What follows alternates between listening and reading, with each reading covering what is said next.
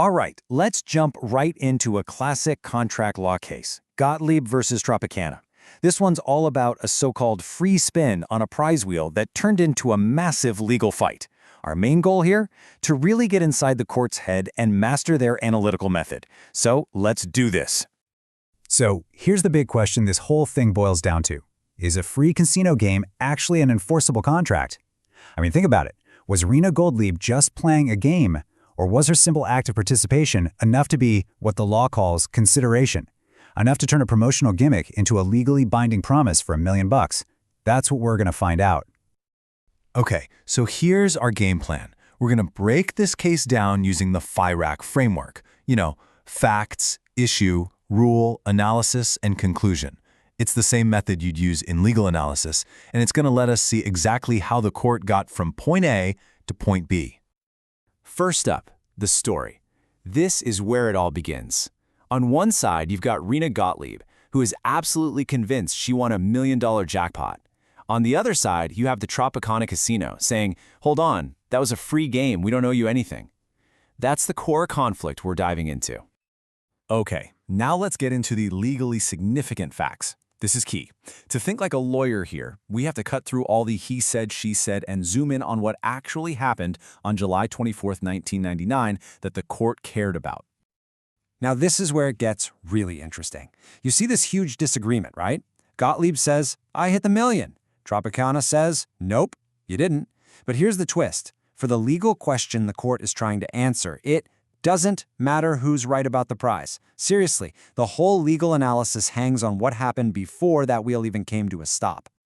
So, what did the court focus on instead? The stuff nobody disputed, the simple facts. Gottlieb joined their Diamond Club, which was free. She showed up at the casino that day. She stood in line. She let them swipe her card. She pushed the button. That's it. These small, agreed-upon actions, well, they become the absolute bedrock for the court's entire legal reasoning. All right, with those facts locked in, we're ready for the next part of FIRAC, the issue and the rule. This is where we pivot from telling the story to laying out the legal puzzle the court had to solve.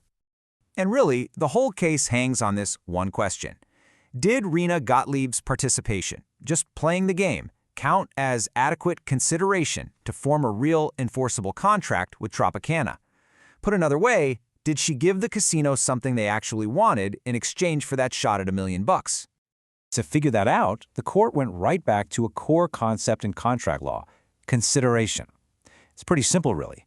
For a contract to be legit, there has to be a bargain for exchange. It's not a one-way street. Both sides have to give something up or get some kind of benefit. And this quote from an older case just nails it.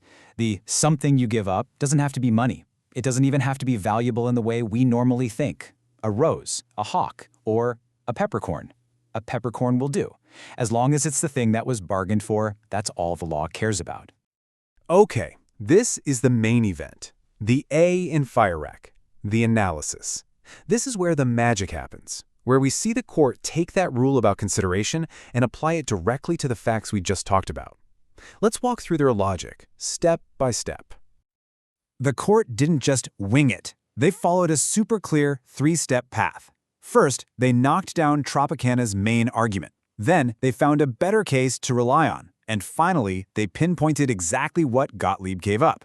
If you can master this three-step dance, you've mastered the analytical method of this case. So first things first, the court took apart Tropicana's argument. Tropicana was leaning on a case about illegal gambling, but the court basically said, wrong tool for the job. That case was about whether something was gambling, which has a specific definition of value. Contract law is different. It doesn't need significant value, it just needs that peppercorn. So if that case was wrong, which one was right?